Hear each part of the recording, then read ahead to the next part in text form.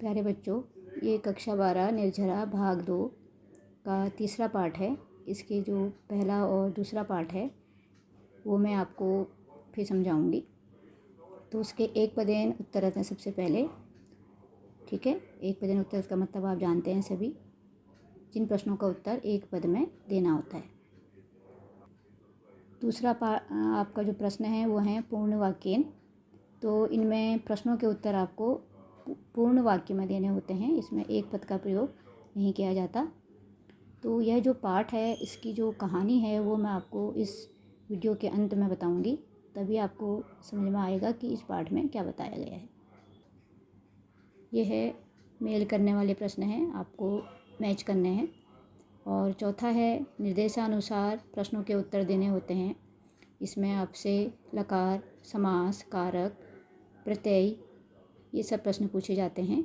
ये बोर्ड परीक्षाओं में अधिकतर आते हैं आपके। और जो उसका लास्ट प्रश्न है वो है रिक्त स्थान की पूर्ति करना।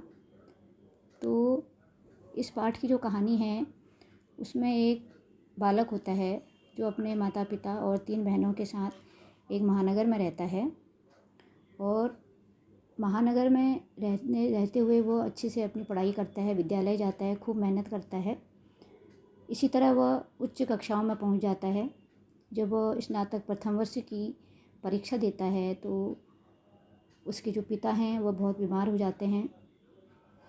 तो इस कारण उसका जो अध्ययन कार्य है वह अच्छे से नहीं हो पाता। तो इस कारण वह एक विषय में फेल हो जाता है। जब वह अपने कॉलेज से घर आता है रास्ते पे, तो उसके मन में दुनिया भर के विचार आते हैं कि मेरे माता पिता मुझसे क्या कहेंगे, मेरी बहनें क्या कहेंगी, उनका भविष्य क्या होगा, उनका विवाह कैसे होगा। तो यह सब चीज़ें उनके दिमाग में चल रही होती हैं।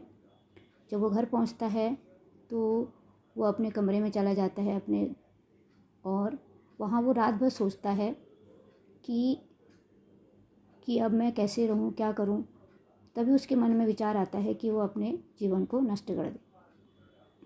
यह विचार करते करते वो अपने घर से निकल जाता है नदी में जाकर आत्महत्या करने के लिए।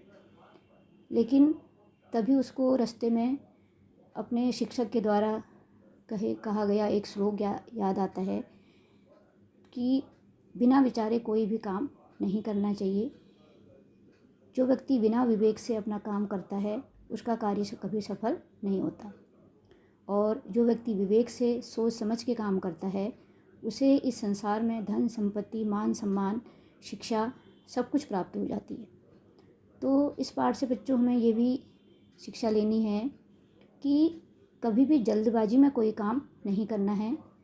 हमारा जो उद्देश्य होना चाहिए वो शिक्षा प्राप्त करना होना चाहिए।